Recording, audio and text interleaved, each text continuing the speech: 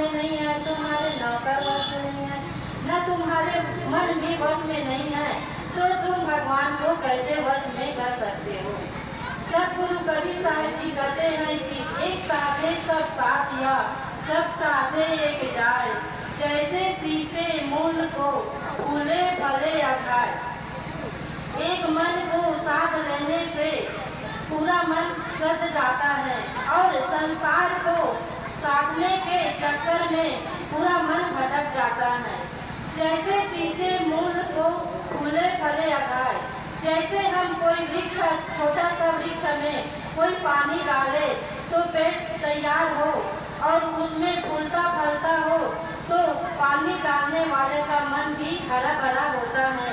वैसे मनुष्य का मन अपने मनुष्य को मन को वश में कर लेते हैं तो उसे शिष्ट और शांति मिलती है। तो सतगुरु कबीर साहब जी कहते हैं कि अपने दोषों का सुधार करें, अपनी बुराइयों का त्याग करें, तभी अपने जीवन में कृतार्थ करें। आदमी थोड़ा बिगड़ता है और बाद में पूरा बिगड़ जाता है। सुल्ताना डाकू की कहानी आप लोग सभी लोग जानते हैं। जब सुल्ताना डाकू छोटे थे, जब छोटी छोटी चोरियां करती थी, तब कभी स्कूल में जाते थे तो पेंसिल चुरा लेते थे, कभी मार्केट में जाते थे तो सब्जी चुरा कर ले आते थे, दुकान जाते थे तो चॉकलेट को चुरा ले आते थे और अपने माँ को देते थे तो उनकी माँ ने उसे शाबाशी देते थे खूब और लाना। एक दिन उसे फांसी की सजा होने वाला था तो जज ने पूछा कि तुम किससे मिलना चाहते हो या कुछ कहना चाहते हो या कुछ कहना चाहते हो।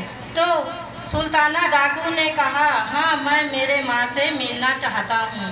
तो जज ने उसे बुलाया गया और उनकी माँ को बुलाई गई और सुल्ताना डाकू को फांसी होने वाला था तो उनकी माँ ने आई तो उनके गले लगाई तो उनके नाक को काट दिए।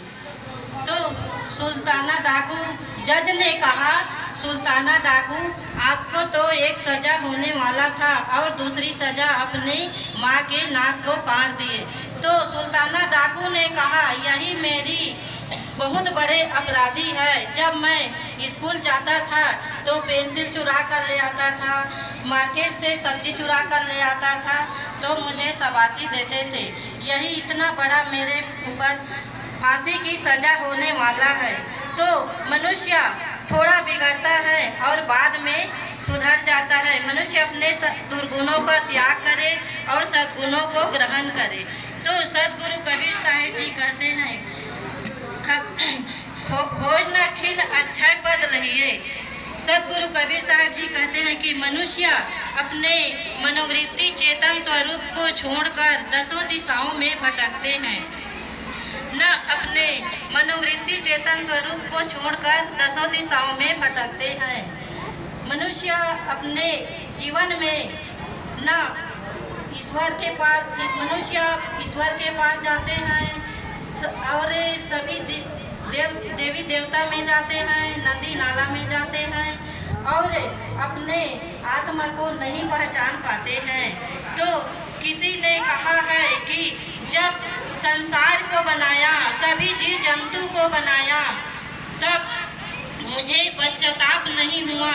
मनुष्य को बनाने में बहुत पश्चाताप हुआ, दुखी हुआ। क्यों हुआ? क्योंकि मनुष्य का स्वभाव है जब चाहे तब कुछ न कुछ मांगते रहते हैं। तो किसी ने कहा है कि भगवान आप समुद्र में चले जाइए, तो भगवान वहाँ तो केवट लोग पहुँच गए हैं। किसी ने कहा है भगवान आप हिमालय में चले जाइए, वहाँ तो ऋषि मुनि लोग तपस्या कर रहे हैं। किसी ने कहा आकाश में चले जाइए, वहाँ तो वैज्ञानिक लोग पहुँच गए हैं। तो किसी ने कहा है कि मनुष्य के ही अंदर ही चला जाइए। तो भगवान को उसी दिन अच्छा लगा तो मनुष्य के हृदय में ही घुस पड़ा। तो साहिब कहते हैं कि मनुष्य अपने मनोवृत्ति चेतन स्वरूप को भूलकर नदी नाला पर्वत पर भटकते फिरते हैं और अपनी ज्ञान को नहीं समझ पाते हैं। अज्ञानता के कारण नदी नाला ईश्वर पास में जाकर गिड़गिड़ाते रहते हैं। तो मनुष्य अपने चेतन स्वरूप को समझे और अपने जीवन को कृतार्थ करे। मनुष्य अपने चेतन स्वरूप में स्थित होए और अपना जीवन को लाभ बनाए, तभी उनका जीवन का लाभ हो सकता है। बस इन्हीं शब्दों के साथ मैं अपनी वाणी को विराम देती हूँ। बोलिए सद्गुरुदेव की जय, संत समाज की जय, भक्त समाज की जय।